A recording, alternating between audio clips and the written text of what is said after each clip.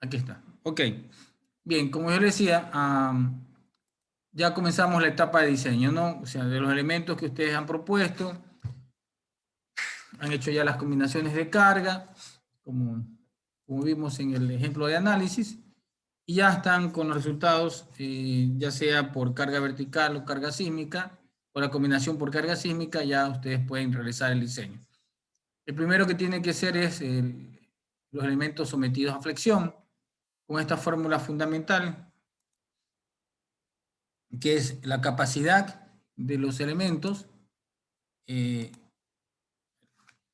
la capacidad de flexión de los elementos mayor que la demanda, ¿no? O sea, el phi mn, que es la capacidad mayor o igual que la demanda, ¿no? La capacidad va a estar dada en esta fórmula. Phi mn es igual a phi por f' por b por d cuadrado por omega, 1 menos 0,59 de omega, ¿no? La fórmula fundamental que vimos en hormigón 1, hormigón 2, ¿ya? Esta fórmula de phi mn se la reemplaza por el mu, que es la demanda que hemos obtenido a través del ITAP. Ustedes tienen que ver cuál es la mayor demanda, hacer una envolvente, ¿no? Así, envolvente en X, envolvente en Y, en donde pongan las combinaciones y vean el mayor valor, ¿no? Ya. Y obtienen el acero. En este caso, vamos a hacer lo contrario. Ya está la sección diseñada y vamos a establecer la demanda, la capacidad que sea mayor o igual que la demanda, ¿no? El cortante, esto es importante, se debe realizar un análisis por cortante en los elementos sometidos a flexión para determinar si los elementos estructurales son propensos a fallar por corte durante la presencia de la demanda sísmica. ¿Ya? Ustedes saben de los conceptos de diseño sismo resistente aprendidos en hormigón 2, de que cuál es el mecanismo de colapso ideal. El mecanismo de colapso ideal, voy a dibujar aquí un pequeño gráfico, es que obviamente la estructura cuando, o sea, el cortante, ¿cómo es el cortante? ¿No? El cortante es una carga distribuida, vamos a ver, vamos a recordar el concepto de cortante, ¿no? Para una carga distribuida generalmente es así, ¿no? Entonces, ¿cómo nosotros vemos en cortante Córdoba, Peredo, Pinzón, todos aquellos que fueron mi alumno en hormigón 1, ya, hace ya 3 semestres, ¿no? Sí, 2 años ya, casi. Ha sido 2 años fueron ya. 2019, ¿no? Claro, fue casi uno de los últimos cursos de presencial que... Sí, Ah, creo que fue el último. Sí, creo. Sí, sí. claro, fue el último. Porque Hormigón 2 ya vimos online. El último ingeniero. Fue el último, entonces fue en el semestre de octubre a febrero, ¿no? Bien, entonces ahí vimos el diseño cortante, ¿no? Por carga vertical. Y la carga vertical, recordemos, para que todos estemos ya bien encasillados en los conceptos, estaba dado por, esta es la demanda, ¿no? ¿Sí o no? La demanda, la letra fea, ¿no? Como siempre. Entonces, la demanda BU, ya. Esta es la demanda, ¿no? del cortante, ¿no? Y la capacidad, entonces la capacidad phi BN está dado por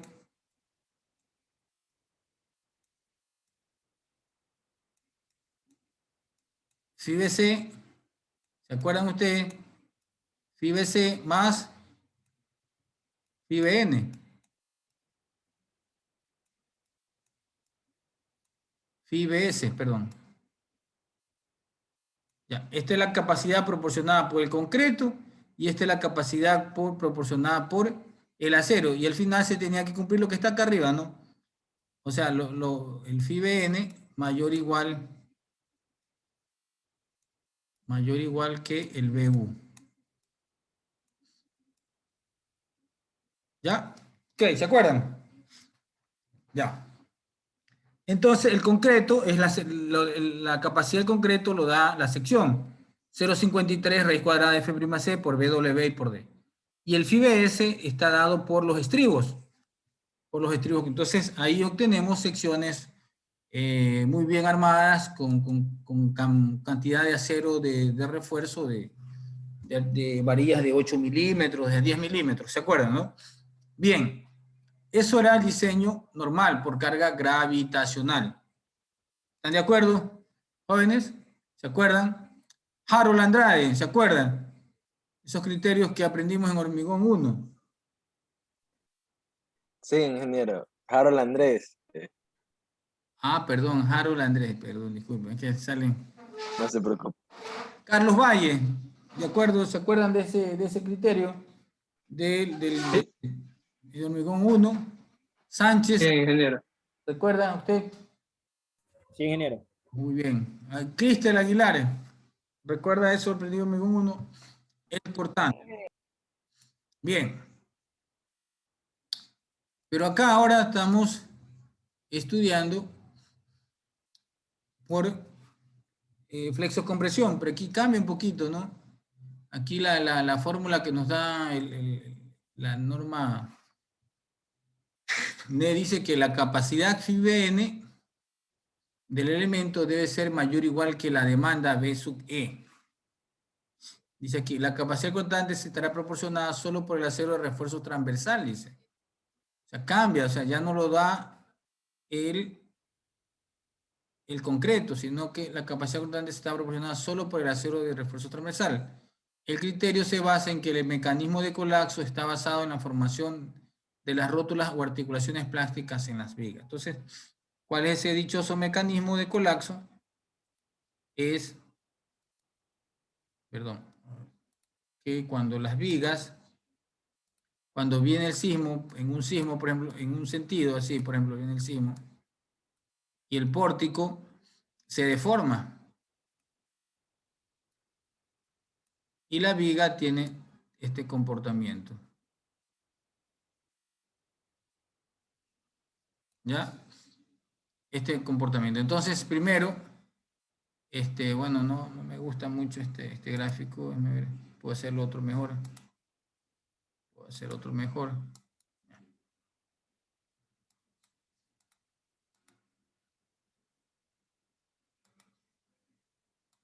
A ver.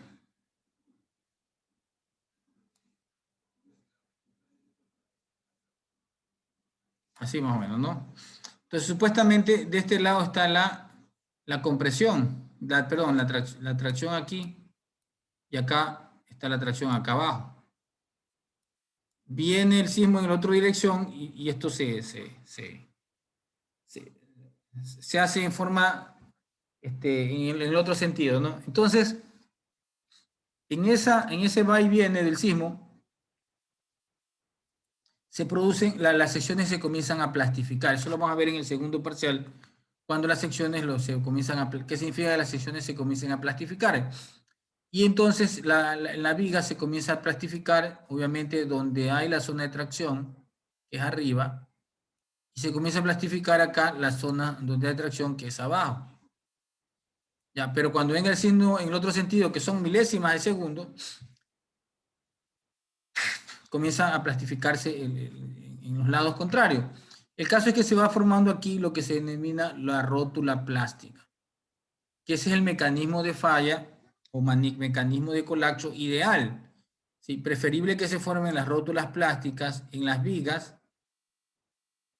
a que se formen en las columnas. Entonces, la filosofía del diseño sismo resistente es eso, ¿sí? Que se formen las rótulas plásticas en las vigas.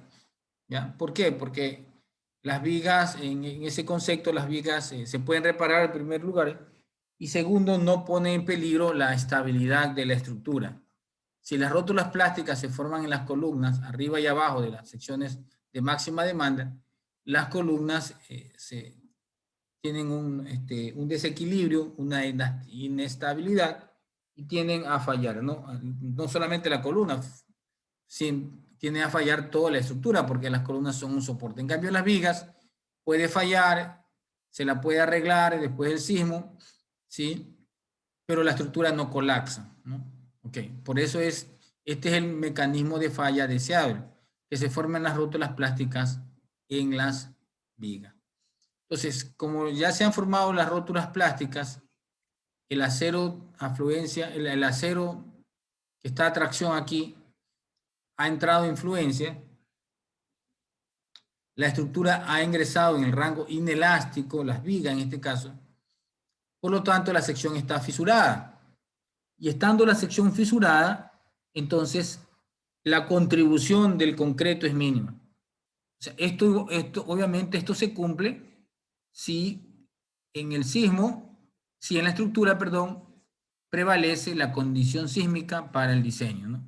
Si usted tiene una casa de 2 plantas y usted le pone sismo y la carga vertical es la que prevalece en el diseño, obviamente no aplica esto. ¿Sí? No aplica esto porque la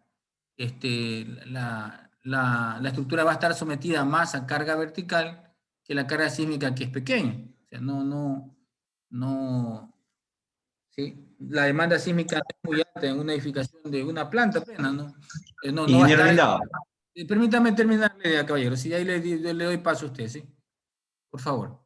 Entonces en una vivienda de una planta o una planta más con losa, más cubierta liviana, y usted hace su análisis estructural y demuestra que la carga vertical es mucho mayor que la carga sísmica porque obviamente no tiene una demanda sísmica alta, entonces obviamente sigue utilizando los conceptos fundamentales del hormigón armado, que es el cortante, el FIBN mayor que BU, donde FIBN es igual a FIBC más FIBS. ¿Ok? Ahora sí, caballeros, preguntas. ingeniero Lindao, A ver, en David lo Robalino. que... Sí, bueno. Ingeniero Bueno. Lindao, con respecto a lo que ya estamos ahí en hormigón, no sé si fueron los parámetros, mi pregunta. Me voy a meter a lo que es del acero, de una columna de acero que está rotulada en la base, tiene una rótula. Uh-huh. Ajá, también es de sección de acero. ¿A qué se debe esa configuración estructural de esa estructura de acero, que es una columna, y en la parte de abajo inferior tiene una rótula? Y está soporta está a la vez soldada con una estructura de cubierta. Ah, ya. Bueno, es un comportamiento estructural general, ¿no? A ver, en nuestro sistema, solamente en las bases, para terminar la idea, señor Robalino, ¿no? O sea, se supone que aquí también usted va a encontrar una rótula, que es la que permite que la estructura se deforme, ¿no? Pero nada más, nada más. No puedo yo permitir que se forme una rótula acá, arriba. No se puede formar rótula ni tampoco acá, porque ahí usted tiene un mecanismo de falla inestable, un mecanismo de falla no deseado y la estructura se daña, se rompe, ¿ok? Bien, entonces vamos a borrar y vamos a regresar otra vez. Bien.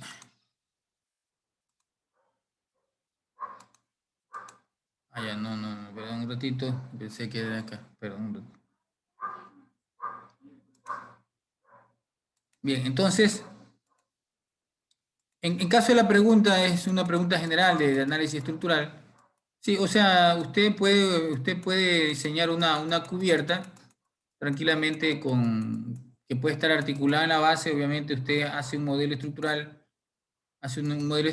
y si así lo concibe, usted tiene que construirlo de esa manera, que se formen, o sea, usted lo ha visto así, las cubiertas. Discúlpeme ya, y entonces usted depende, ¿no? Si usted lo hace aquí una articulación o lo hace empotrado, ¿no? Lo que pasa es que la estructura debe de comportarse de acuerdo a lo que usted ha diseñado, ¿no? Si usted en su modelo estructural, en su configuración estructural, hizo que aquí sea una articulación, usted tiene que construirla con articulación. Y los diagramas de momentos se presentarán en la estructura de acuerdo a cómo usted lo ha planteado. Ahora usted también quiere que Ahora no quiere que sea articulación, sino que quiere ser empotrado, usted lo coge y lo empotra. Y su modelo estructural también tiene que reflejar que esto abajo es un petramiento, ¿no? ¿Ya?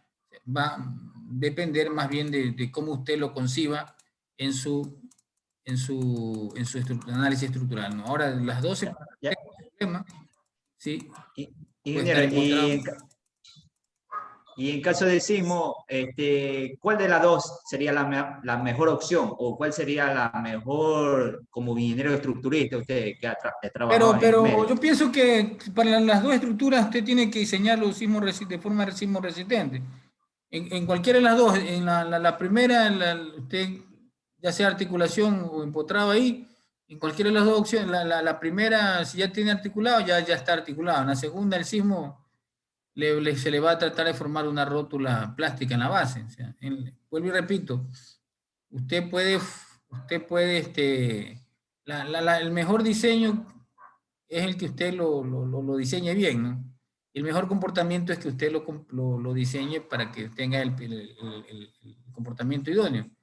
Cualquiera de los dos se puede comportar bien o comportar mal, dependiendo si usted no ha hecho un buen análisis estructural, un buen modelo estructural, y la diseñe de acuerdo a a los momentos cortantes, carga axial que se presenten. Eso es lo que le puedo decir hoy. ¿Okay? Para una estructura, una cercha, simplemente en mi concepto da lo mismo ponerlo en la base empotrado como articulado, siempre y cuando usted toma todos los criterios y los aplica en obra, ¿sí? Para que tenga el comportamiento que usted ha ideado en su análisis estructural y lo refleja en los planos. Bien, entonces esa es el cortante, estamos en el cortante, ¿no? Bien, entonces tenemos aquí el cortante, entonces en el caso de ya entonces se van a formar rótulas plásticas, entonces si se va a formar rótulas plásticas, entonces su sección está fisurada. Entonces, por lo tanto, no puede usted contar con ah, el cortante proporcionada por el concreto. La norma ASC, parece que esa es la norma, que pone unos parámetros para ver si utiliza o no utiliza, ¿no? En base a la carga axial, me parece, pero yo pienso, en mi criterio ya profesional, que es mejor estar prevenido, o sea, yo no, para cortante, lo que pasa es que usted al utilizar un factor R, usted induce a que la estructura tenga un comportamiento inelástico. Entonces, si induce a esa estructura a que tenga un comportamiento inelástico, también lo induce a que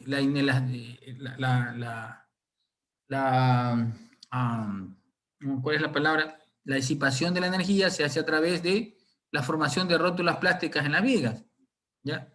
Y por lo tanto, esa sección, o sea, al utilizar R, entonces va a ingresar en rango inelástico. El rango inelástico lo que va a hacer es que va a hacer que se desarrollen rótulas plásticas. ¿Y dónde usted quiere que se desarrollen? En las vigas. Ya vamos a ver más adelante cómo hacemos que la estructura se produzcan las rótulas en las vigas y no en la columna, ¿ya?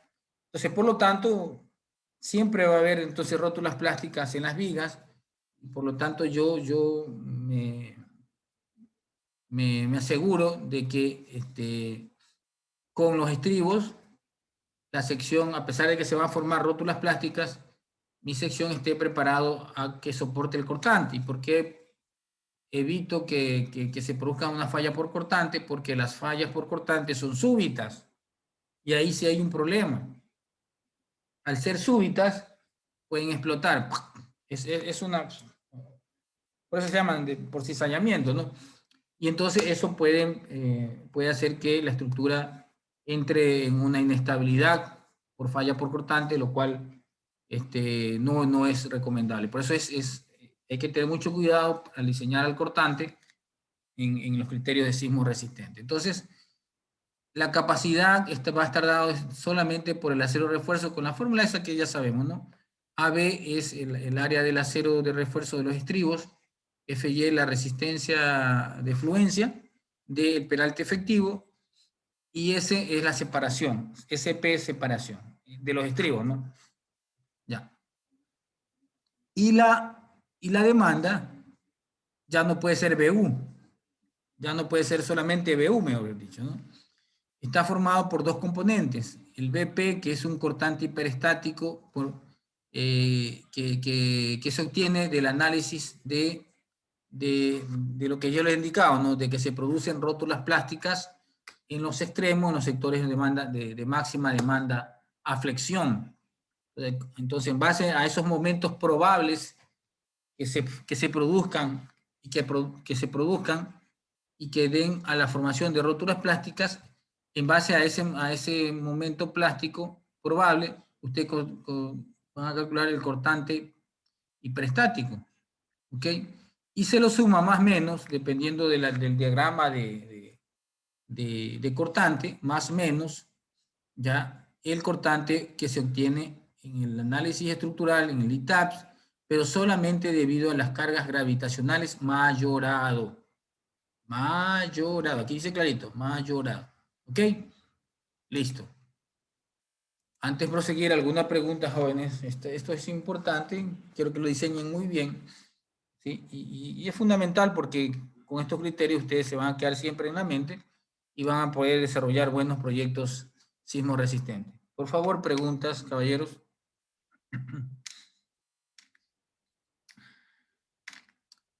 Córdoba, Alex. Pregunta.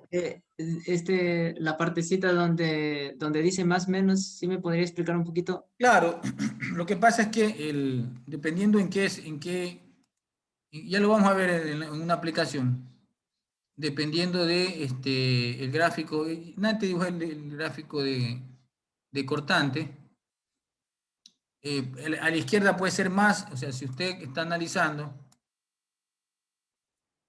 como es cortante por cargas gravitacionales, y como las cargas son generalmente cargas distribuidas, usted va a tener aquí un cortante más, si usted, y acá un cortante menos, negativo, perdón, se me fue Entonces, ahí es, por eso es el más y el menos, ya lo vamos a ver, ¿no? Usted Ya, ingeniero. usted está analizando a la izquierda, se va a hacer más, si está analizando a la derecha, es menos, ¿ok? Está claro, ¿no? Sí, ahí sí. Perfecto. Gracias, ingeniero. Ok. ¿Qué otra pregunta? Diana Andrade, Dianita Andrade, pregunte. Estos conceptos que a veces no están escritos, que yo los digo, los tomo en el examen, por si acaso. O los tomo en la lección de la próxima semana, que tengo que tomarle a usted evaluarlos de acuerdo al proyecto. Ingeniero, disculpe, buenas tardes. Yo tengo una Brian consulta. Axel Alvarado. Alvarado es su apellido, porque no sale con... Alvarado. Ya, ok. Sí, Alvarado. Ya, Alvarado. Exactamente. Dígame, cuénteme, pregunte. El cortante probable que usted nos está indicando, ¿tiene algún signo en específico o es simplemente, siempre va a ser positivo? Y siempre va a ser positivo el cortante,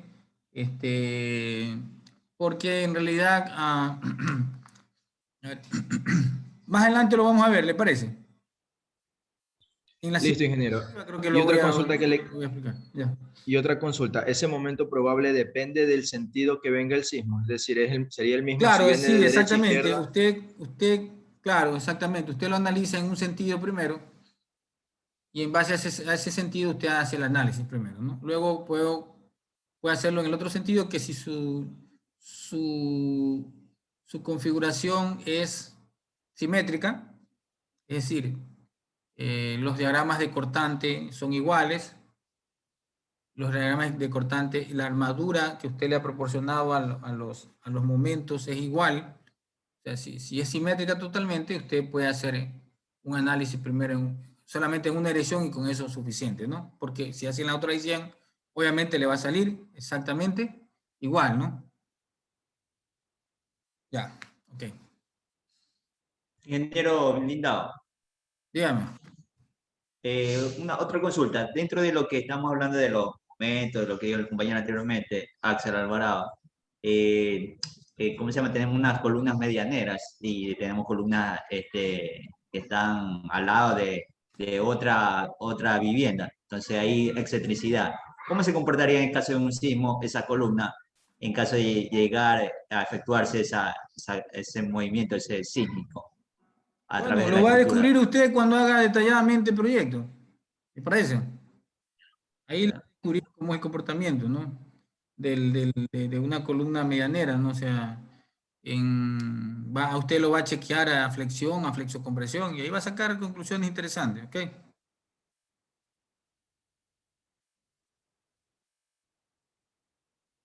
¿Y excentricidad a qué se refiere? ¿A la cimentación, tal vez?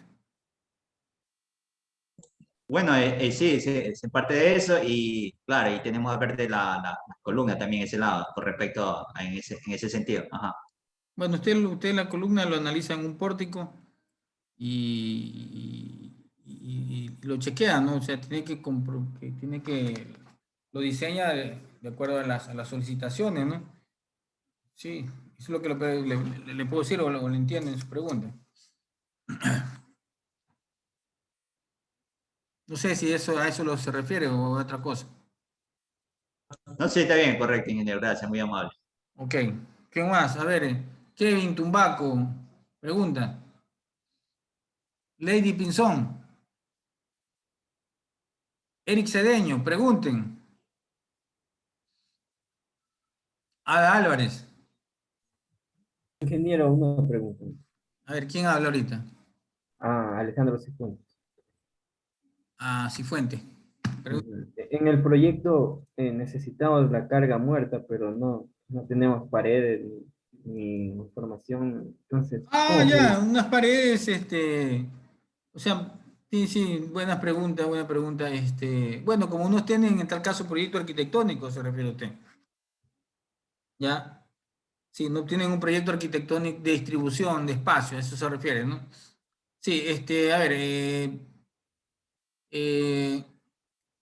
de los parámetros que yo manejo ya profesionalmente, voy a escribirlo aquí en el WhatsApp. Perdón, el que estoy hablando en el chat. Por ejemplo, para paredes, yo generalmente tomo en cuenta un peso mínimo 150 kilos por metro cuadrado de área. ¿Ya? Entonces, eso para una vivienda que tenga muchas paredes de 10 centímetros. Ahora, si es una vivienda ya con mayor, hay a veces esos edificios tipo Mocolí, tipo, qué sé yo, Vía La Costa, en donde a veces quieren inclusive hasta perder los pilaretes, que no se vean las columnas, o sea, hacen paredes de 20 centímetros o por su diseño especiales crean espacios o detalles, mejor dicho, que hacen que las paredes sean de 20 centímetros. ¿Y cómo logran hacer eso? Simplemente ponen una pared de un lado y otra pared del otro lado para coherer. Entonces, ese tipo cuando usted detecta ese tipo de estructuras de configuración arquitectónica donde las paredes son un poco más grandes, sin necesidad de usted estarle evaluando el peso de las paredes, yo lo tomo de 780 a 200 kilos por metro cuadrado. ¿Ya? Con eso estoy bien protegido en cuestiones de peso de paredes. En el caso de sobrepisos, caso de cerámica, en caso de, por ejemplo, de cerámica, ¿qué pasó?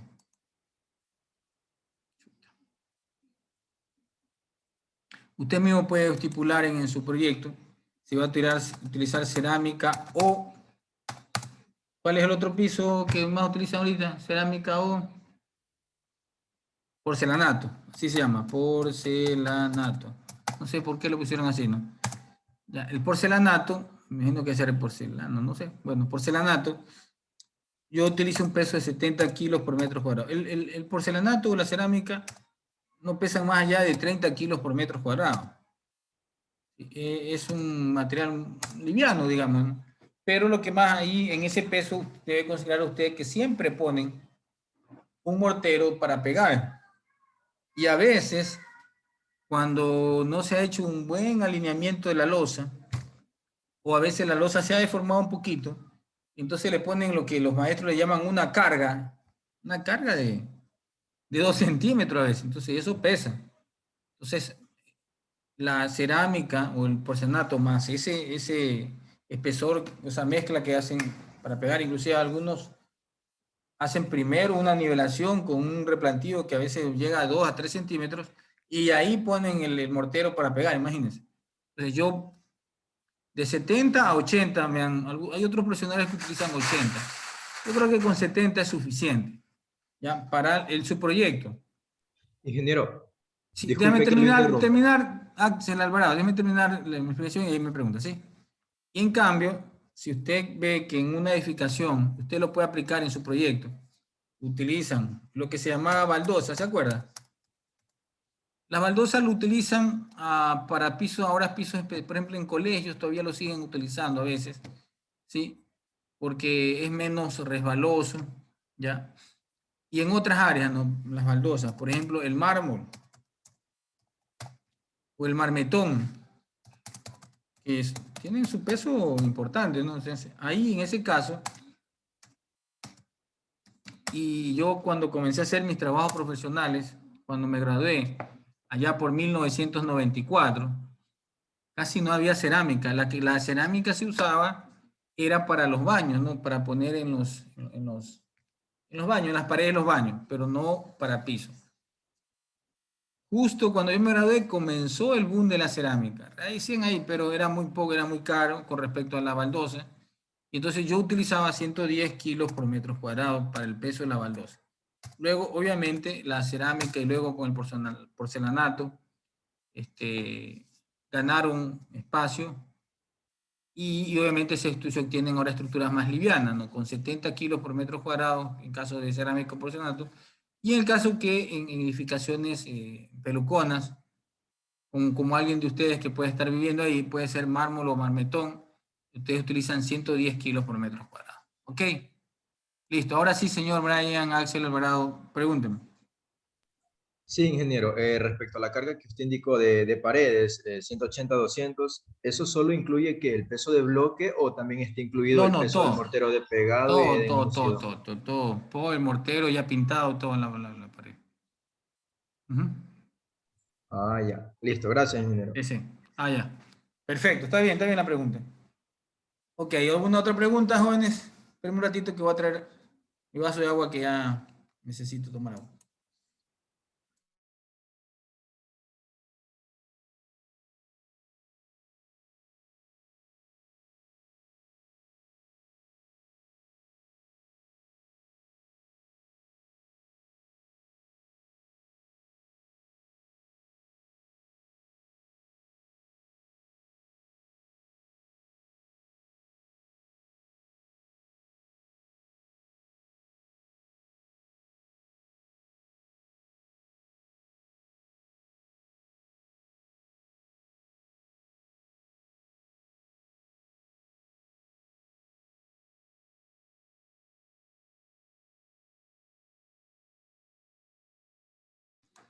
Bien.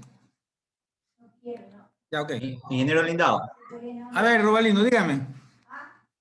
con respecto justamente, estamos hablando de todas las cargas, etcétera, etcétera, todo lo que nombró de 180, 750. Con respecto al ascensor, eso no lo consideramos ahí en No, en esa cuestión. el ascensor es un sistema, muy buena pregunta. El ascensor es un sistema, a ver, voy a dibujarle aquí.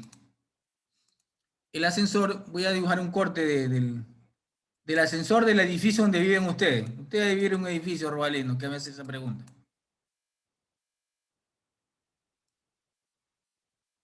Aquí está el hueco del ascensor y aquí está un piso.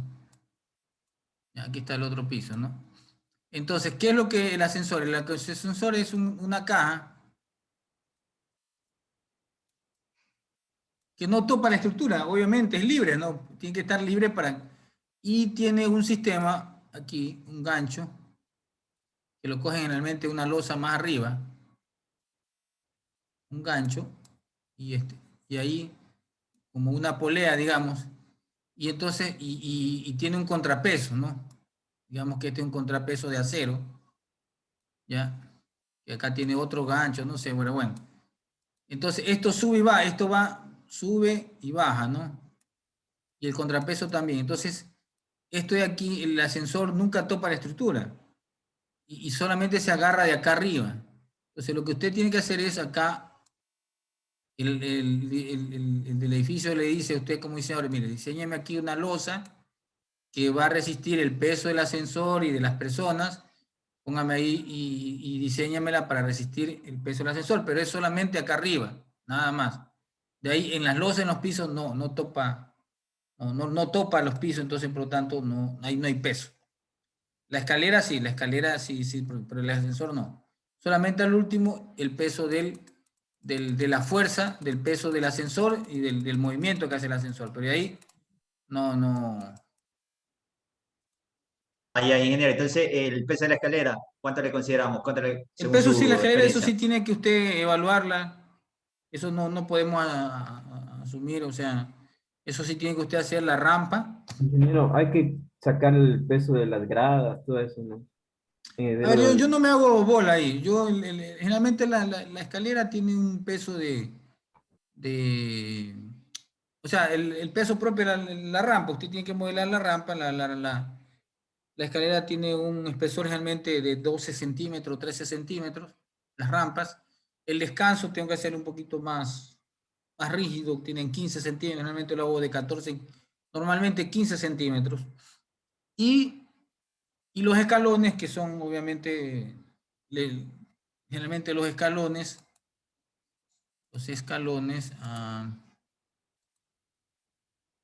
voy a dibujarle aquí. Supongamos, esta es la losa que yo le digo, la rampa. Esta es 13 centímetros que usted lo tiene que modelar en el ITAPS. Y los escalones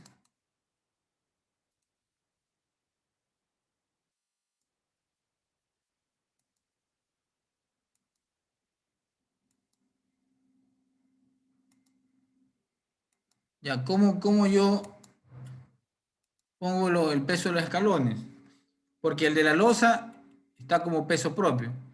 Entonces, estos generalmente tienen 18 centímetros ¿sí? de contrahuella y 30 centímetros de huella.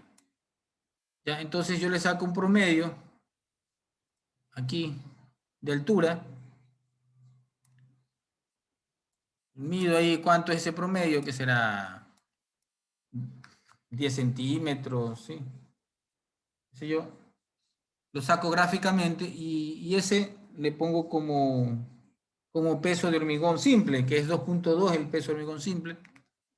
2.2 kilos por metro, 2.2 toneladas por metro cúbico, y le pongo esta carga y lo pongo sobreimpuesta a la rampa, ¿no? Como carga sobreimpuesta a la rampa, que representa el peso de los escalones, ¿no? Y aparte de eso, tengo que sumarle el peso de la cerámica, tal vez si ya tiene cerámica esta escalera, un peso pequeño de las barreras y las barandas, qué sé yo, 20 kilos por metro cuadrado, y nada más, y ahí tomar en cuenta la carga viva de acuerdo a cómo ustedes, qué aplicación tiene, para qué demanda de personas, ¿no? La NEC estipula muy bien las cargas para las escaleras, ¿no? Dependiendo de si es para vivienda o si son para áreas abiertas donde va a haber bastante público.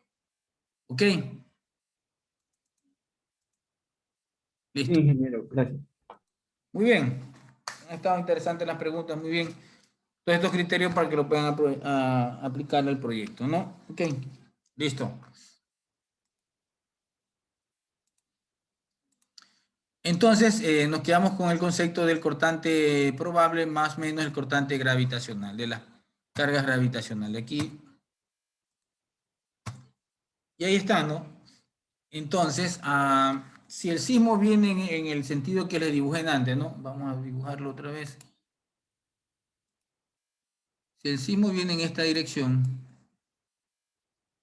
ya, obviamente la sección que está trabajando atracción es esta sección que está aquí de la viga.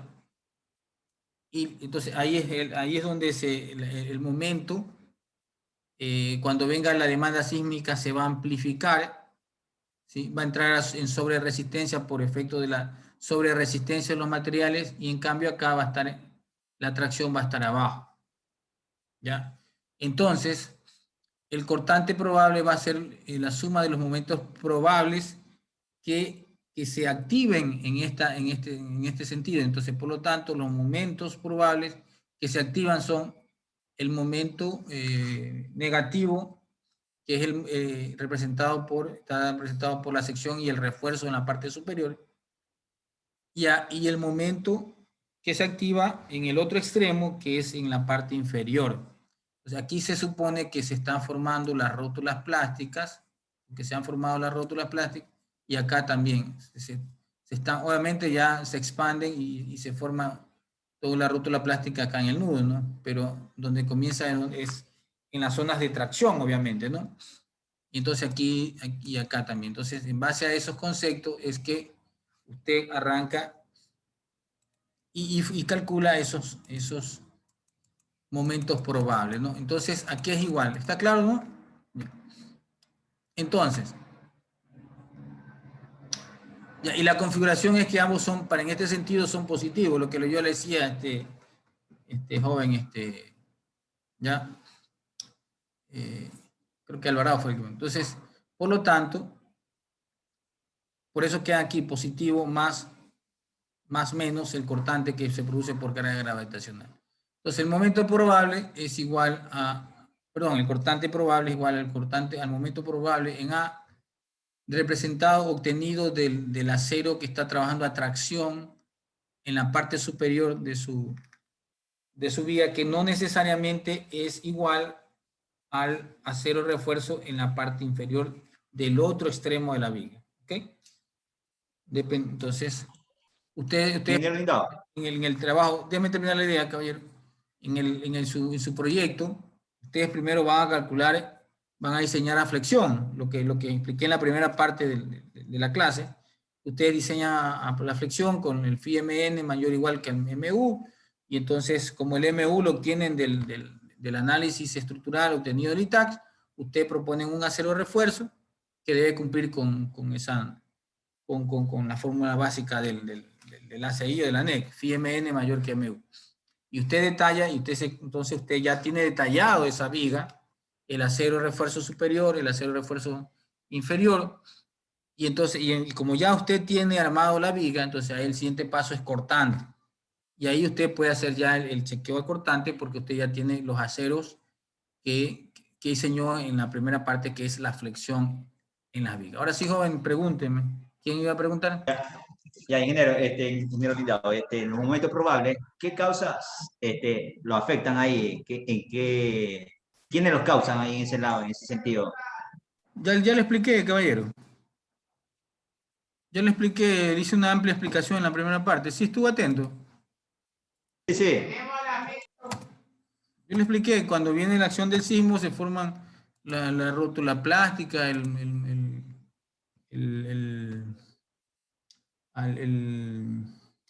modo de falla, todo eso lo expliqué. ¿Sí estuvo atento?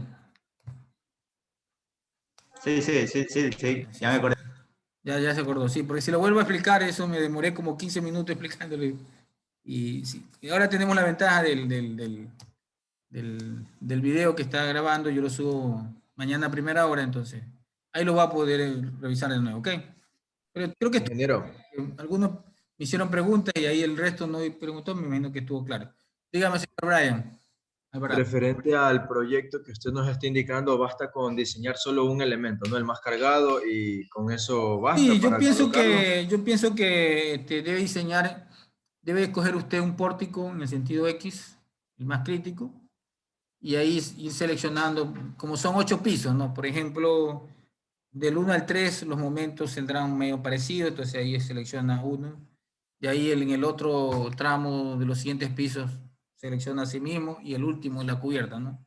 ¿Sí? Entonces, no necesita usted diseñarme todos los pórticos, ¿no? El pórtico más crítico en X, el pórtico crítico en Y, ¿ya? Lo importante es aplicar los criterios, ¿no? ¿Sí? Este no es la materia del hormigón armado, que ahí sí me imagino que le hacen detallar todo, pero aquí La idea es hacer un diseño que después o sea, aplicar los criterios para que tengan ustedes cómo diseñar una estructura sismoresistente que el código lo induce a que tenga un comportamiento inelástico, y luego en el segundo parcial vamos a ver a través del análisis que hacemos en el SAC 2000, ver cómo en verdad esa estructura va a tener ese comportamiento inelástico. ¿Okay? Ingeniero, Para eso una necesitamos pregunta. tener una estructura con diseño, y eso es lo que van a hacer ahorita en este momento. Dígame. Ahora, si hacen 2 pórticos, mucho mejor todavía, ¿no? Dependiendo, ¿no? O sea, yo voy a revisar que tengan lo básico un pórtico, ¿no? Tanto en X como en Y. Y hay vigas, puede ser la del primer piso, la del cuarto piso y la de la cubierta, ¿ya? 3 vigas, ¿no? ¿Ok? No necesitan diseñar todos los pórticos, ¿ok? Ya le estoy diciendo ahorita, por si acaso. ¿Alguien más me va a preguntar? Rosero, creo que era el otro alumno. Sí, al momento de ingresar las cargas dentro del programa, nosotros tenemos que ir variando las cargas en función de los pisos, ¿verdad? ¿Por qué en función de los pisos, por ejemplo? Me refiero a que a medida que vayamos teniendo pisos hacia arriba, las cargas muerta y viva deberían de ser menores. ¿Por qué? Porque, por ejemplo, en mi caso, en mi proyecto, las paredes de los primeros pisos, o sea, los que están abajo, son mucho más pequeñas que las paredes de las que están arriba. Entonces, como yo estaba así mismo, lo que usted mencionó hace un rato, sacando las cargas de las paredes y lo demás, mientras más alta sea mi pared, me va a generar más carga muerta. Ah, sí, puede ser. Sí, puede ser ese criterio. Entonces, también. a eso iba mi pregunta. Ah, ya, sí. Sí, puede ser. Claro, el último piso tiene más altura tal vez y puede tener un poquito más de carga muerta por el peso de las paredes. Ahora, la carga viva, no, la carga viva es dependiendo de la utilidad de su edificación, que no le he dado, ¿no? Yo le puse por oficina, pero no sé si... ya. Solo déjela para vivienda unifamiliar. No, les voy a dar algunas áreas ahí. Ya les voy a pasar un alcance. Yo iba Ustedes también había... están recién modelando, dibujando y modelando, ¿no? Y ahorita sí ya con el proyecto aprobado, la implantación, ya se van de largo ya con... Es que yo ya había hecho el análisis. mercado, por eso quería preguntarle si las cargas que había considerado estaban bien. Sí, está bien. O sea, desde ese punto de vista que usted me dice, está bien. Y ahora, si todo lo hizo de oficina, pienso que debería ser, por ejemplo, qué sé yo, un edificio de 8 pisos. Generalmente los 3 primeros pisos son de oficinas, ¿sí? Y los otros pisos son de vivienda, ¿no? O todos son de vivienda, o todos son de oficina. Usen un criterio, pero yo les voy a pasar. Como recién están modelando, así que no les va a afectar que recién les pase. ¿Ok? Ok. Ingeniero, una pregunta. Dígame, Villasís. Esas diapositivas que hemos visto hasta ahora, ¿sí las va a subir al Moodle? A ver, la de la primera parte están subidos hace 2 semanas. Estas de aquí que estoy dando recién clases, las voy a subir mañana. Sí, ¿no? Sí. Ah, Álvarez. Que solamente La de la primera parte sí están subidas, ¿no? Donde están los modos de vibración, toda esa explicación. Córdoba. Sí, está en la primera parte, más ingeniera. Por eso, esa primera parte que es la que ustedes tienen que presentar el próximo miércoles, o próximo martes, ¿no? El próximo martes, ¿martes o miércoles? ¿Qué fecha tienen? Miércoles. Miércoles. Ah, ya, miércoles. Pues el próximo miércoles que tienen que presentar ustedes, ya está subido las diapositivas hace 2 semanas, ¿no? Estas de aquí no las he subido porque siempre cuando doy clase voy corrigiendo, voy aumentando, entonces, y de ahí las subo. Entonces estas de aquí ya las voy a subir mañana, ¿ok? Listo. Bien, continuamos. Entonces, el momento probable se obtiene... Oye, ya les di a ustedes el concepto, pero ¿cómo se calcula? Se calcula en base, como yo les decía, ¿no? Usted primero hace un diseño a flexión y luego ya el siguiente paso es acortante. Como ya usted tiene el acero aquí que usted ha calculado, entonces ese acero, ¿sí? Usted aplica la fórmula fundamental del momento resistente, que es igual al equilibrio interno, es decir, la fuerza FY, la fuerza del acero, FY, la fuerza de tensión, igual a la fuerza de compresión, ¿no? ¿Sí? Entonces ahí donde interviene esta fórmula de AS por 1,25 por FY por D menos A medio, que es el brazo de palanca, ¿sí? Que es el brazo de palanca entre la alineación de la fuerza de tensión y la fuerza de compresión. ¿Recuerdan el hormigón armado? ¿Ok? Entonces eso es D menos A medio, siendo A, que es la altura del bloque equivalente de compresión, a AS por 1,25 de FY por 0.85 sobre 0.85 de F más C por B, ¿no?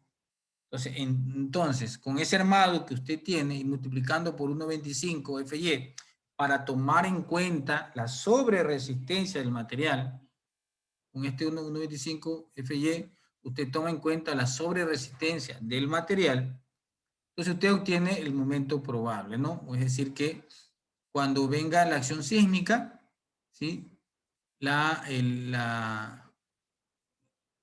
Usted supone que la estructura ha entrado en el rango inelástico y el esfuerzo de fluencia ha superado el FY. Perdón, el esfuerzo en el acero ha superado el FY. Entonces, por eso supone, generalmente la sobreresistencia está en el orden de 1,25 de FY. Entre 1,1 y 1,25 de FY, ¿ok? Entonces, con ese valor, con ese 1,25 de FY, usted obtiene el momento probable, ¿ya? Que se va a producir cuando venga la acción sísmica, cuando la estructura incursiona en el rango inelástico. ¿Ok? Y ahí calcula su momento probable, ¿no? En A, cuando lo calcula en A es con el acero superior. Cuando lo calcula en B es con el acero que está acá inferior. ¿Okay? Por el gráfico que le hice anteriormente, ¿no? Y entonces usted obtiene de esa manera los momentos probables, y con eso dividido para la longitud libre del elemento entre columnas, obtiene el cortante hiperestático. Cortante probable producido por los momentos probables que se producen al inducirse en rótulas plásticas en los sitios de máximos momentos. ¿Correcto? Y ahora sí, calcula el cortante el cortante demanda, que es igual al cortante hiperestático más en las cargas gravitacionales, ¿sí? Obtenidos las cargas gravitacionales mayoradas, obtenido del análisis en el programa ITAPS. ¿Ok? Y ahí termina su análisis de estribo. Obviamente, ese concepto que usted tiene que hacerlo, lo tiene que plasmar en los planos a través de la cantidad de acero de estribos que ya calcule con esta fórmula de aquí, ¿no? ¿Ya? Entonces, usted propone varilla de, ¿qué será? De 1 milímetro, perdón, de 10 milímetros, de 8 milímetros, y usted propone la separación, ¿ya? Y ese FIBN tiene que ser mayor que la demanda que estaba dado por BP más menos BG, ¿ok? Entonces, ahí usted al proponer este acero y esta separación, usted ya hace su diseño y luego le va a tocar detallar, ¿ya? Obviamente los estribos usted lo desarrolla hasta se cree que las rótulas plásticas, la zona de la rótula plástica es 2 veces H. Entonces esa zona tiene que tener usted un buen confinamiento, ¿no? ¿Ya? Entonces, aparte del acero que usted le propone, debe de, para asegurarse un buen confinamiento, la separación, bueno, el primer estribo debe estar a 5 centímetros, 50 milímetros de la cara del hormigón de la columna, y luego cumplir con estas condiciones. Por ejemplo, que la separación tiene que estar menos que D entre 4, 6 veces el diámetro menor del refuerzo longitudinal, o 200 milímetros, pero eso aquí, esto ya más bien es en la zona de 200 milímetros. No es 100 milímetros aquí, ya no recuerdo ustedes que están más al tanto de eso. 100 milímetros, 10 centímetros es la mínima. Claro, 100 milímetros, ¿no? 6 veces el diámetro del refuerzo unital y de entre 4, ¿no? Ok. Entonces, y con eso asegura no solamente que tengan un buen comportamiento, o sea, una resistencia al cortante, sino que un confinamiento. ¿Qué significa confinamiento? Confinamiento significa que cuando la sección de hormigón, usted venga el sismo, lo que va a hacer el sismo es que la estructura disipe el sismo, ¿sí? La energía del sismo en energía de formación. Y entonces el núcleo que está dentro de la viga tiene que estar bien confinado. ¿Qué significa eso? Que tiene que mantenerse la sección sin explotarse, sin salirse de esa sección confinada, ¿no? Entonces, obviamente, la sección se va a tener fisuras muy pequeñas, pero sin embargo no se desprende, ¿no? Y eso, quien hace que no se desprende, que le dé un buen confinamiento, son los estribos. Por eso la norma dice estos parámetros mínimos para dar un buen confinamiento. Y obviamente el chequeo previo de que el cortante, las estribos que va a colocar tienen que cumplir con los requisitos de resistencia dados en la diapositiva anterior. ¿Ok? Phi Bn mayor o igual que B sub G. ¿Ok? Bien, yo voy a arreglar esta de aquí que está. Bien, entonces, preguntas. Eso con respecto al chequeo de las vigas, ¿no?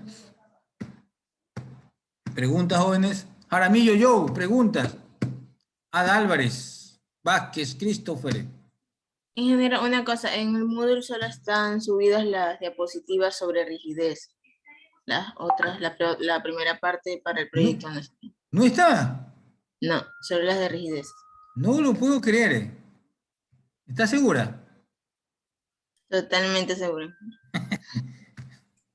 Ya, hagamos una pausa y lo voy a seguir ahorita para no... Entonces ustedes no están avanzando nada del proyecto, entonces recién se dan cuenta. Es que como usted nos dijo a nosotros de que iba a revisarnos primero la planta. Ah, sí, bueno, ya está bien. Y le iba a subir pues el resultado de la semana pasada. Pues. Entonces no sé si eso a lo mejor requiera un poquito más de tiempo para el proyecto.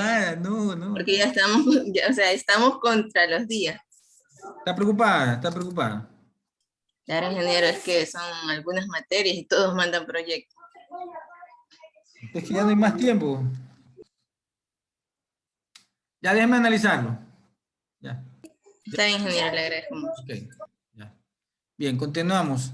Ya apenas terminamos la clase, mejor ahí lo subo tranquilamente, ¿sí?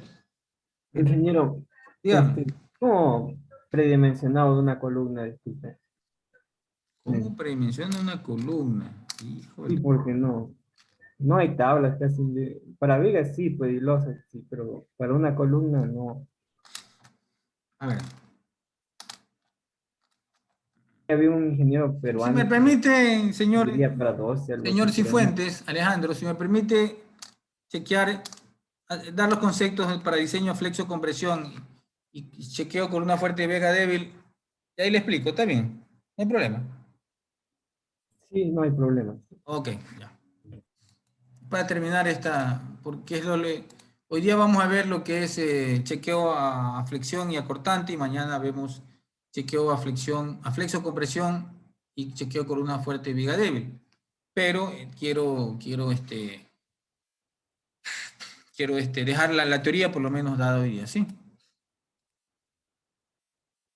Ya, como yo le decía cuando daba yo hormigón 1, si yo soy como gitano, oigan, ese es lo malo del profesor de contratado, que le cogen y le dan una materia, después le cogen y le dan otra materia, y yo ya estoy cansado que me cambien.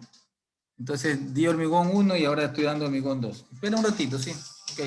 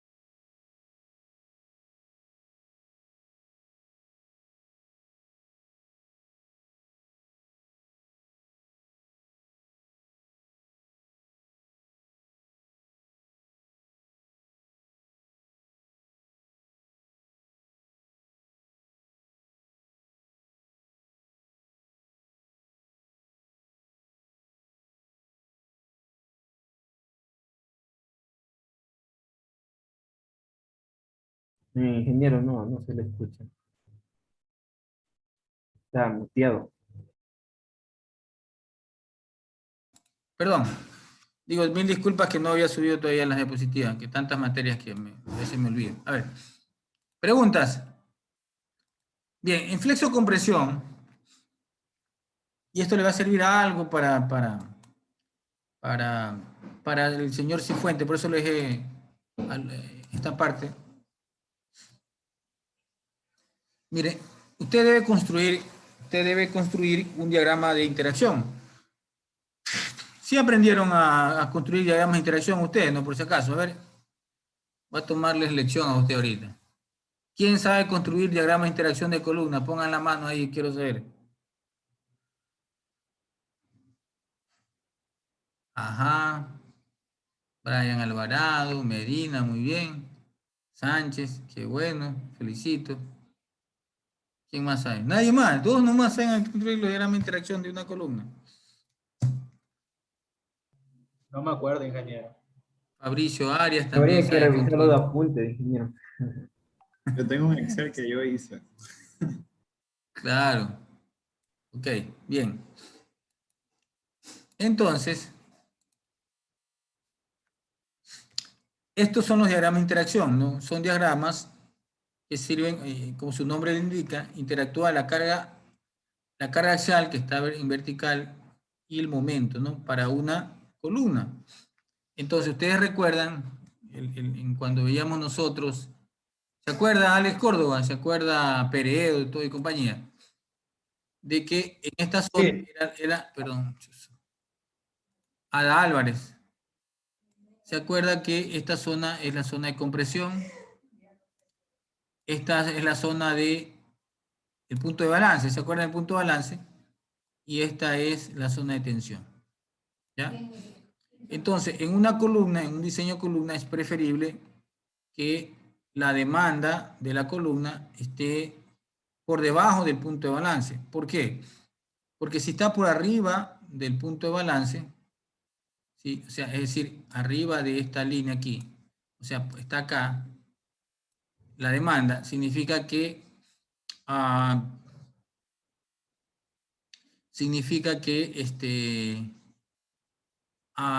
usted, su columna está muy esforzada axialmente y su columna puede fallar por aplastamiento. Entonces, es preferible que esté acá en esta zona de tensión porque la columna tiene un comportamiento dúctil.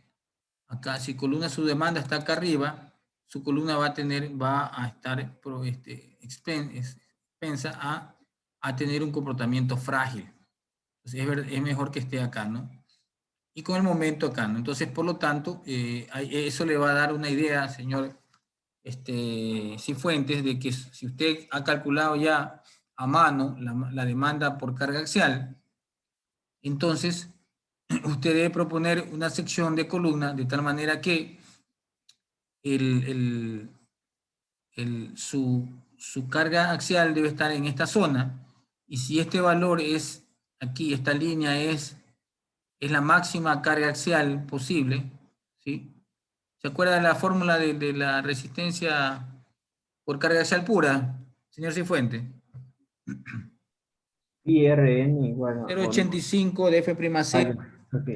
0.85, primero, si es una columna cuadrada, lo castiga, ¿no? El ACI con 0.65, ya, de 0.85 de F'C por AG menos AS multiplicado por F'C más FY por AS, ¿no? Entonces, en base a eso, usted puede hacer ya que, o sea, que la capacidad de esa columna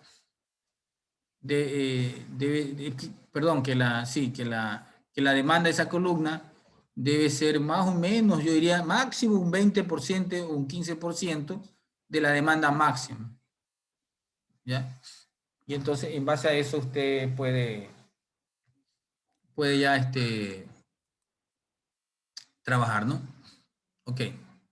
Claro, ingeniero, mi pregunta era porque hay un ingeniero peruano ahí que vimos que divide para 10, para 12, pero leí en el código y no dice Claro, nada. lo divide para 10 o lo divide, o simplemente el área de la sección debe ser el F'C punto 15, claro, aquí está, pues, ¿no? Si esta es la demanda máxima, si ve el puntero, ¿no? Si esa es la capacidad máxima, si la está dividiendo para 10, más o menos es porque le está dando la carga acá abajo. Precisamente por ese concepto, ¿no? De que la columna trabaja en la zona de tracción. Entonces, si usted lo diseña para la zona de tracción, su columna va a tener un buen comportamiento, va a tener un comportamiento dúctil, ¿ok? ¿Está claro, Cifuentes? Sí, ingeniero, gracias. Perfecto, me alegra que hayan... Y entonces,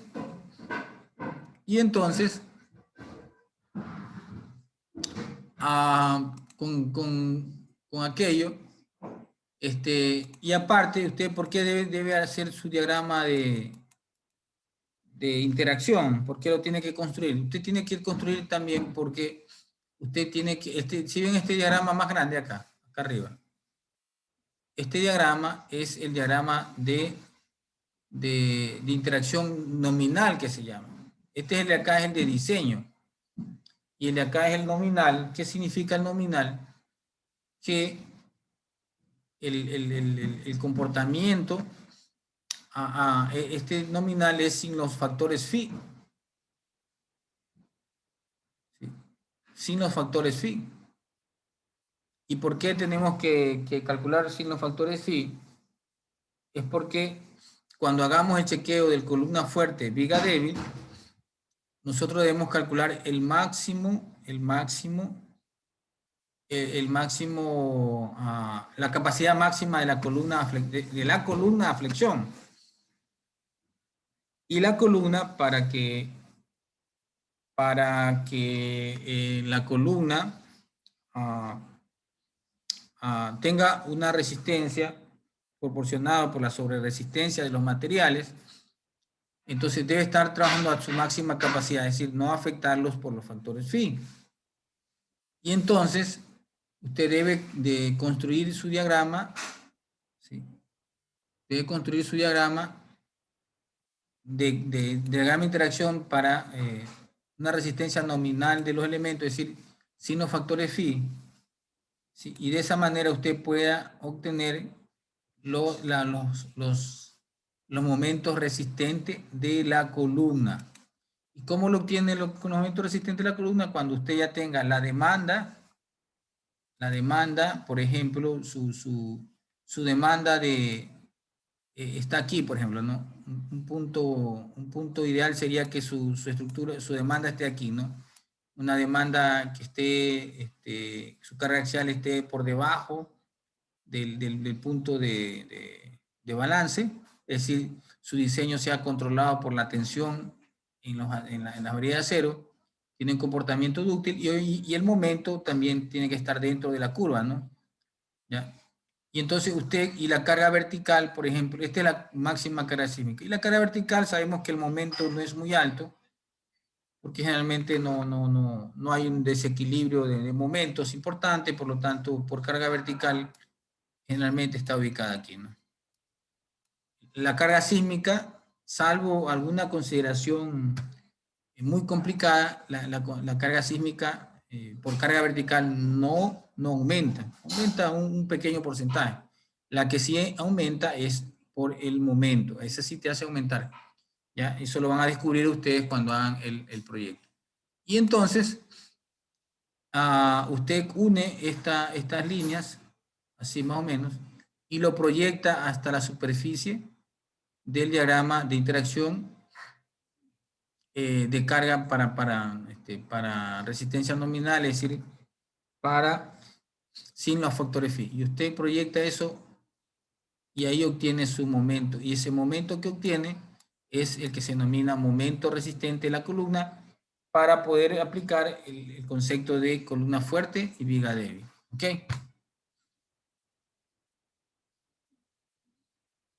¿Ya? Entonces, el concepto de columna fuerte y viga débil lo voy a dejar para mañana porque quiero yo explicar la flexión y el cortante. ¿Ok? Preguntas hasta ahí. Tomen fotos si gusta este gráfico, que esto ya no va a estar en la diapositiva porque esto yo lo escribí ahorita. ¿Ya? Listo. Preguntas.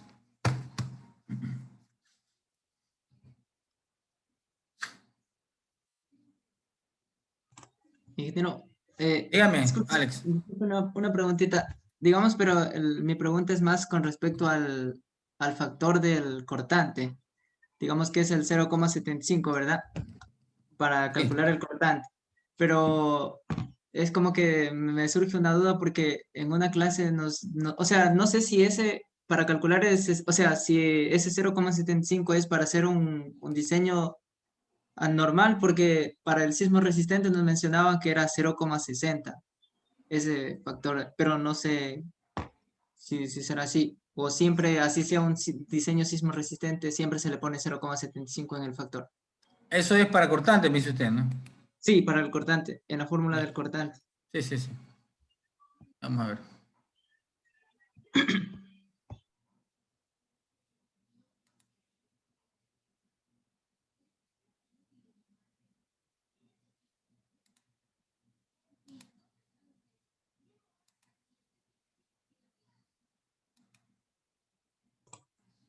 Ahí en ese.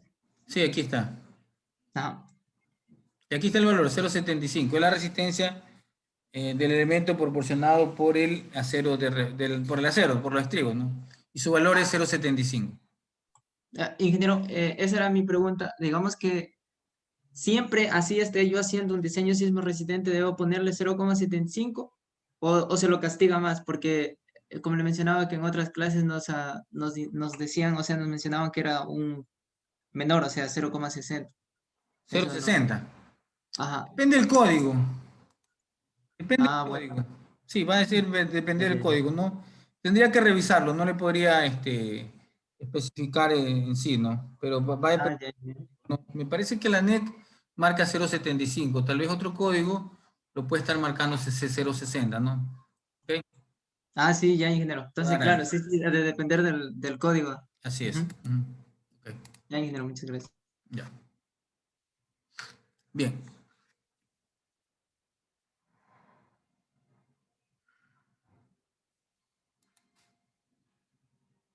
Entonces, ya, voy a avanzar un poco más rápido para que ustedes tengan Este es el concepto de columna fuerte, vía débil, que eso lo vamos a revisar el concepto mañana. Bueno, la flexión, ustedes ya eso lo han hecho, pero recontra que miles de veces, ya en hormigón, armado 1 y 2, ¿sí?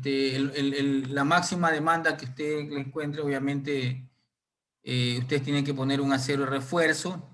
Generalmente se pone un acero de refuerzo mínimo a todo lo largo, y luego se colocan los refuerzos necesarios a una distancia, generalmente el entre 4, yo le pongo, aunque pueden ustedes jugar con el diagrama de momentos también, ¿no? Para que sea un diseño económico, ¿no? Hay que, hay que notar algo importante, ¿no? Por ejemplo, generalmente su diseño por carga vertical,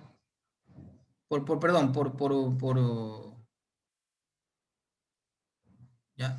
Su diagrama es así, ¿ya? Y por sismo, generalmente, también por sismo, es...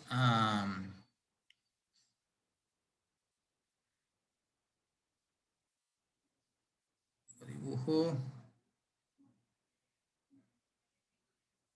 Aquí está. Por la carga sísmica es así, dependiendo cómo sea la demanda, ¿no? ¿Ya? Y después cuando viene el sismo en el otro sentido, es así. ¿Ya? Entonces cuando usted hace ya pero ese es sismo puro. Cuando usted lo combina ya con la carga vertical indicada con la norma NEC, indicada por la norma NEC, obviamente esto se reduce, cambia un poco, y su diagrama queda, por ejemplo, usted lo puede comprobar aquí, pero acá es menos, en el otro extremo es menos, acá cuando venga el sismo en este sentido, y acá es menos, ¿no? Por lo tanto, siempre su máximo momento va a estar en la parte de refuerzo negativo, siempre va a estar su momento, su mayor demanda en los extremos y en la parte superior del elemento, ¿no? O sea, va a estar aquí. Acá, en el caso de para momento negativo, perdón, y para momento positivo acá en el centro, ¿no? Pero también usted tiene que verificarme con la combinación sísmica para ver si qué está pasando acá abajo también, ¿no? Por si acaso, ¿ya? Y proporcionar el acero requerido para que necesiten esta viga, ¿no? Siempre tratando de que, y por estas consideraciones, tratando que el acero de refuerzo inferior, si la acción sísmica está prevaleciendo, sacarlo hacer el traslape a 2H, ¿no? A una distancia dos veces el peralte, ¿no? Eso indica la norma, ¿ok? Y ahí ustedes el acero que obtienen, pues obviamente lo distribuyen, vuelvo y repito, acero negativo. En este caso, aquí se comprobó, ¿no? De que para la acción sísmica, y siendo estos vigas chatas, cumplen ahí, déjenme borrar esto que se me está... Ahí está, ¿sí? Por ejemplo, para carga vertical sí cumple, pero para carga sísmica,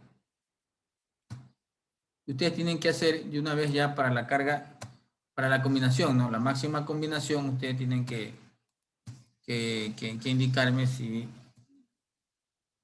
Entonces, por ejemplo, para la carga sísmica, aquí están los diagramas de momento sísmico que vimos la semana pasada, que lo revisamos en el modelo estructural. Fíjense, ¿no?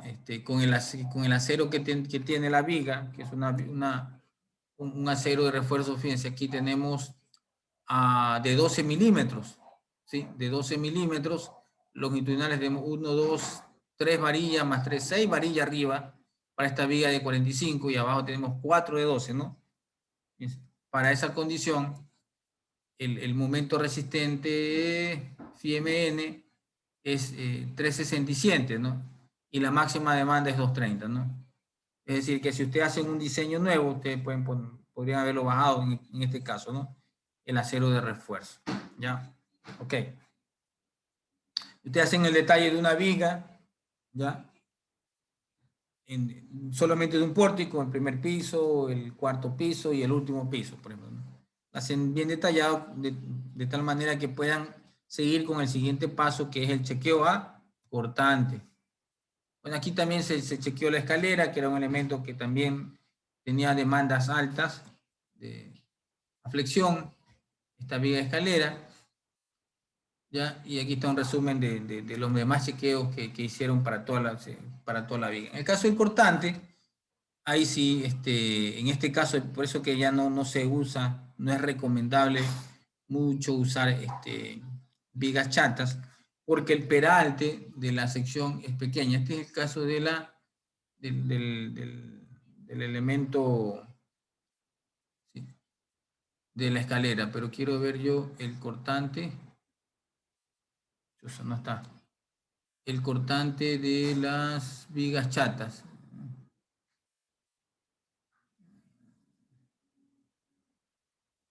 Ah, no, aquí está. Fíjense. Ya, por ejemplo, estas vigas que tienen apenas 20 centímetros. 20 centímetros. El peralte efectivo es pequeñísimo, ¿no? Aquí se chequeó el acero a tracción en la parte superior y acá el acero a tracción en la parte inferior. Entonces se obtuvo con la fórmula utilizando el 1.25 de FY. ¿Sí? Y entonces, ¿qué hora son?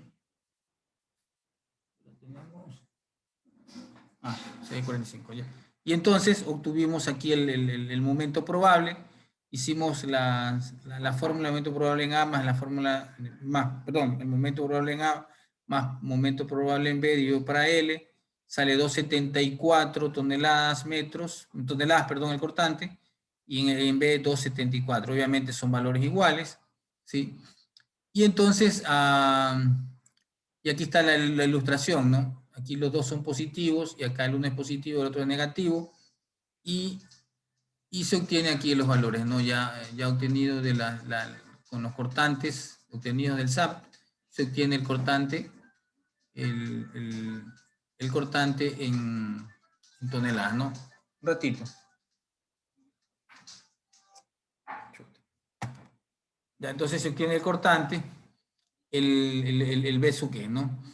Ya, ahora el cortante máximo aquí es 6.54, ¿no? Porque, y aquí sale casi cero, pero si usted hace el análisis en el otro sentido y el armado es el mismo, significa que del otro lado le va a salir 6.54, ¿sí? Perdón, siempre va a ser el máximo este valor de 6.54, ¿no? Y ese es el máximo que nosotros contamos para analizar el chequeo, ¿no? Y aquí, bueno, en este caso lo que hicimos fue chequear si el cortante cumplía con los requerimientos y obviamente no, pues no, porque el pequeño peralte de la viga, ¿sí? El pequeño peralte, ¿dónde estamos? Me pasé.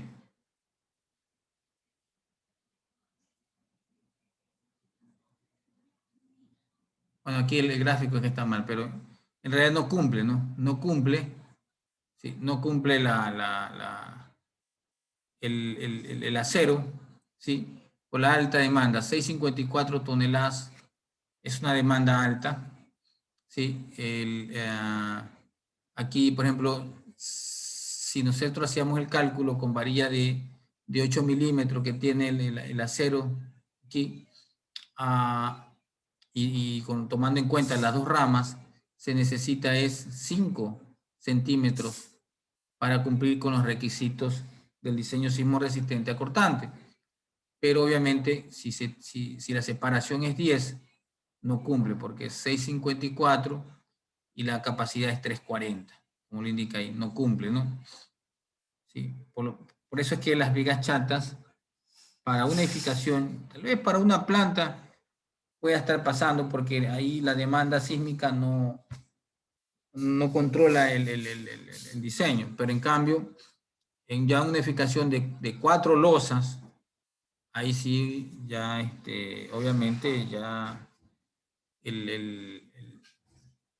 la demanda, la acción sísmica es la que prevalece en el diseño y por lo tanto usted tiene que aplicar estos criterios y ahí no va a cumplir en ese caso, ¿no? En el suyo ustedes si proponen unas vigas peraltadas, obviamente tampoco se van a ir al sobredimensionamiento porque no es correcto, pero si, por ejemplo, unas vigas de 20 por 45, 25 por 50, ya, obviamente van a tener un buen comportamiento sismo resistente y lo van a comprobar en su revisión, ¿sí? Porque le van a ustedes a colocar un buen peralte suficiente para que en la fórmula pues tenga un buen desarrollo del estribo, ¿sí? Y como el valor de D interviene en la fórmula, entonces va a cumplir, ¿no? Va a cumplir.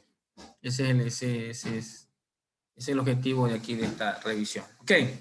Bien, jóvenes, son 6 ya. ¿Alguna pregunta? Ingeniero, sí, yo tengo una consulta. Dígame. O sea, en un video que yo vi, observé que para que se genere un buen detallado entre el nodo de columna y viga, el ancho de la columna no debe ser tan disparado, o sea, la relación entre el ancho de la columna y el ancho de la viga no debe ser tan grande. Entonces, le pongo un ejemplo. Si yo en mi planta tipo tengo vigas secundarias, ¿verdad? Para los pisos altos no habría ningún inconveniente, puesto que el ancho de la columna sería el mínimo, ¿no? 30 centímetros de 30 por 30. Pero en los pisos más bajos, le pongo un ejemplo, yo tengo una columna de 50 por 50 y no voy a poner una viga de 20 por 30, le pongo un ejemplo, ¿no? De ancho 20, porque si se da cuenta, el 50 para 20 tiene una relación muy grande. Entonces, para generar un correcto detallado, o sea, que yo quitaría la viga secundaria y a ver, ¿a qué se refiere con viga secundaria? Porque si es viga secundaria, joven, ¿quién habla? Alvarado. Exactamente. ¿Qué va a quitar la viga secundaria si la viga secundaria nunca llega a la columna? Llega a otra viga, por eso su nombre es secundaria. Ahí no le entendí. Me refiero es para aumentar la sección de las vigas del pórtico principal, las vigas cargadoras. Ya. O sea, es porque en ese caso las vigas secundarias estuvieran de más, ¿no ve que si vamos a aumentar la sección de las vigas cargadoras principales, entonces, o sea, no sé, por eso le pregunto. O sea, ahí la verdad no le entiendo porque no tiene nada que ver. Si usted me muestra, yo le doy chance a que comparta su proyecto y me explique bien, porque no le entiendo, la verdad, no le entiendo qué tiene que ver la vía secundaria con la vía principal. Tal vez me lo explica en su planta, yo le podría entender. Le doy permiso para que comparta. ¿Lo tiene a la mano? Ya le voy a compartir. Sí. Ah, ya, compártalo para que me explique bien, porque la verdad ahí sí. O sea, el criterio y eso es, sí, le voy a aclarar, pero lo que no entiendo es la viga secundaria. Ahora sí. A ver, ya verá, le indico, esta planta no es la que nosotros escogimos, es otra, pero le digo que, por ejemplo, si la columna de aquí es de 50 por 50, ¿no? Es una columna más o menos grandecita. Ya. La viga, si nosotros le ponemos aquí una viga secundaria, nos quedaría una viga de peralte obviamente mucho más pequeña, con una base mucho más pequeña, porque la longitud se está reduciendo, ¿no? Ya. Entonces, mi pregunta es, vi en un video que la relación entre el ancho de la columna y el ancho de la viga no debe ser tan grande, ¿verdad? Entonces, mi pregunta es, ¿se podría quitar esta viga entonces secundaria para generar una sección mucho mayor en este caso en la viga principal, ¿no? Que sería esta viga cargadora, para aumentar la sección? Y porque en este caso sería la viga secundaria estaría de más, ¿no ve que si aumentamos la sección de esta viga, resiste mucho más? Entonces, sería un gasto por gusto. Es la luz entre columnas. Ya, borre lo que usted ha hecho, joven. Ya le expliqué, ya le entendí ya. Okay. Ahora permítame, a ver, el objetivo de la viga secundaria no tiene nada que ver con la columna que está, por si acaso. Es para reducir El espesor de losa, no. Sí, reducir el enrevado. O sea, usted aquí, por ejemplo, aquí necesariamente usted tiene que poner viga secundaria en el tramo de 6 metros. No tiene nada que ver con que esta viga, la viga longitudinal del eje 3 no recibe los nervios, caballero. O sea, si usted ponga aquí una viga de 30 por 60, si no recibe a los nervios, o sea, usted tiene que poner aquí la viga en la mitad del tramo de 6 metros para que su losa sea una losa de 20 centímetros o 25 máximo. Ya, o sea, no, primero no tiene nada que ver. Lo otro sí, lo otro sí tiene sentido. Hay algunos autores que utilizan eso y eso se lo comprueba después con el equilibrio de nudo, tiene razón.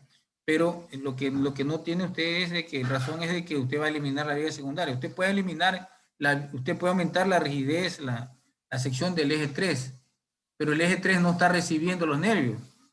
El eje B y el eje C. Y entonces, si lo deja el eje B y C tan separados, el nervio ahí tendría que hacer una losa de 30 centímetros o 35 centímetros, lo cual es muy caro. Por eso que le pone usted la viga secundaria. La viga secundaria va a cargar sobre, y además la viga secundaria va a cargar sobre el eje 3, y ahí usted necesita una viga más o menos, o sea, con mucha mayor razón.